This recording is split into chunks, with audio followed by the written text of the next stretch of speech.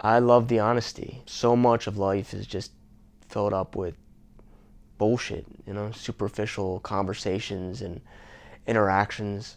So when you get to speak with someone in an honest way and make a real connection with them, it's a special thing. It feels really good. And it's not easy with teenagers, which is why I would say I take a bit of an unorthodox approach in regards to how a helping professional would traditionally work with a client.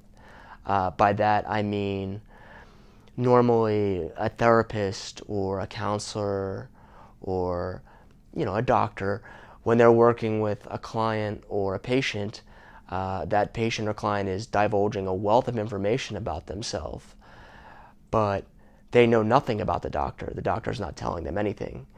And that puts the patient or client in an extremely vulnerable state. So when I meet with the kids, I'll tell them that they can ask me anything that I ask them.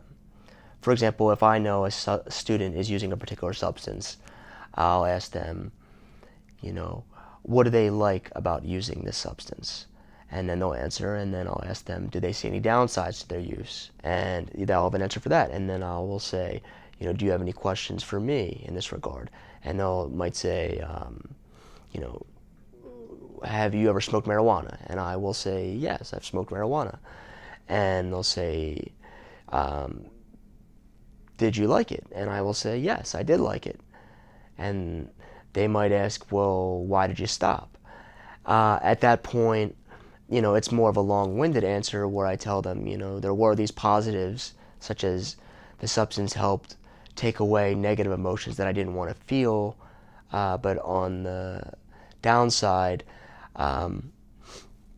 maybe my memory wasn't so good, or my other areas of my cognition weren't as sharp as I wanted to be. And for me, I didn't have a lot of faith in what I was feeling after smoking for a while, such as, I was wondering, do I feel this way because I'm high, or do I actually feel this way? I didn't like not having confidence in the emotion that I was feeling.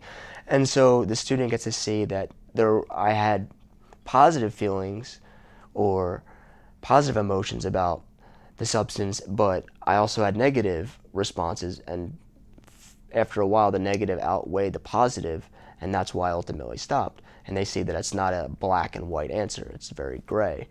And more importantly, throughout that process, the dynamic changes. I'm not an authority figure who's meeting with a student that may not feel very comfortable. That turns into just, two people who are having a conversation. And, it's an important conversation.